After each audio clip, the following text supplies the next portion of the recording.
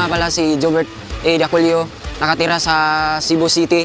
I'm 21 years old. Sobra akong saya para kita ko yun sa mga tao na hanggang tapang ako at may pangarap din sa sa larangan ng boxing. Paghandaan sa paparating na kung may laban, kung magpapalaban ulit yung Blue by Blue. Ay alay ko ito sa laban na to sa pamilya ko at sa manager ko ito sa GMF Knapsack Promotion.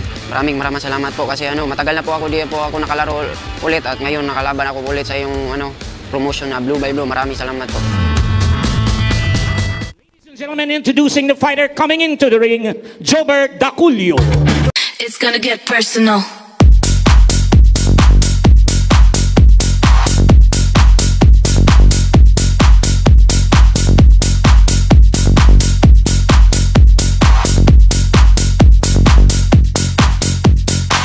Ladies and gentlemen, introducing the fighter fighting out of the blue corner. He weighed in at 112.2 pounds. He has a record of 5 wins, 2 losses, 1 draw, 3 wins coming by way of knockout. Fighting out of Arcillas Boxing Gym, Tondo, Manila. Ladies and gentlemen, John Vincent Lauriaga. Right across the ring, fighting out of the red corner. He weighed in at 111.8 pounds. He has a record of 5 wins, no loss. 2 wins coming by way of knockout. Fighting out of Noy Pasing Boxing Gym, Mandaue City, Cebu. Ladies and gentlemen, Jobert Daculio.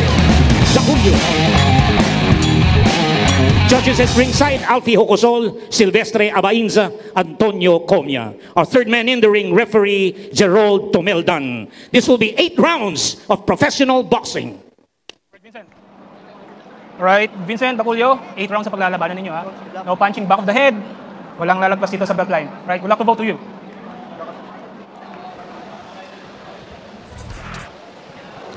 Eight rounds po ang paglalabanan nitong dalawa.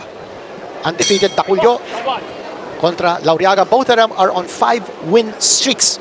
Alam nyo ba, si Lauriaga started his career with 2 losses and 1 draw. Pagkatapos sunod-sunod na ang kanyang mga panalo. He has 1 flare, 1-2. That time, a punch to the back of the head.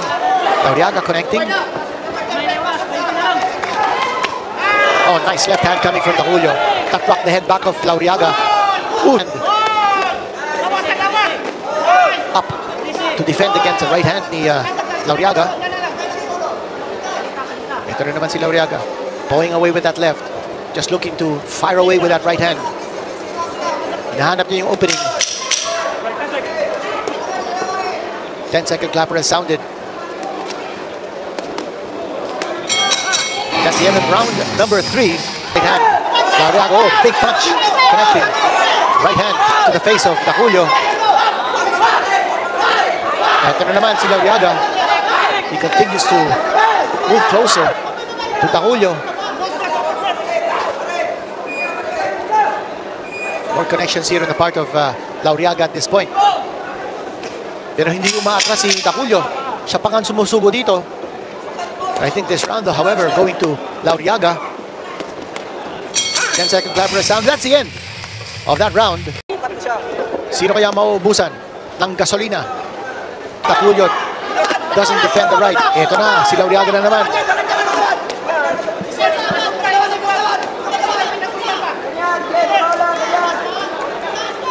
Lefts and rights being connected here by Lauriaga. Kulang lang sa power. He's not doing enough to stop Daculio in his tracks. 10-second clapper has sounded. Patapos na itong round.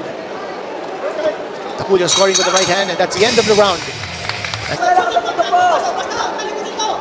And from what Lauriaga is showing dito, what a career he has had. What a journey. First 2 fights, talo. Third fight, tabla. Pagkatapos nun, sunod-sunod na yung panalo niya. 5 straight wins entering this fight. 10-second clapper has sounded. Round 6 is coming to an end. A big right hand coming here from Lauriaga. Team of punches, and he continues to throw that high volume dito sa late rounds. And we're now less than a minute to go before the end of this fight. You gotta applaud both these fighters. Palakpakan po natin itong dalawa. What a fight! I have Lauriaga winning, but give credit, salute to Daculio.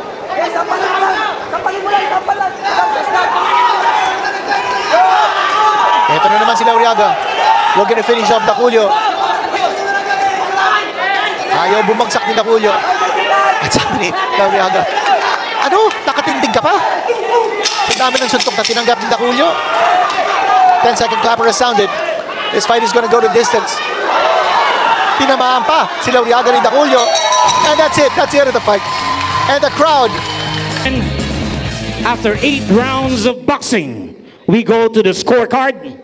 All 3 judges scored it 78-74. Winner by unanimous decision, John Vincent Lauriaga. Lauriaga has won. And he deserved to win. His work rate was impeccable. Magugulat ka sa ginawa nitong Lauriaga. But at the same time, gotta give credit to Daculio. Daculio is downhearted. He has tasted his first professional loss.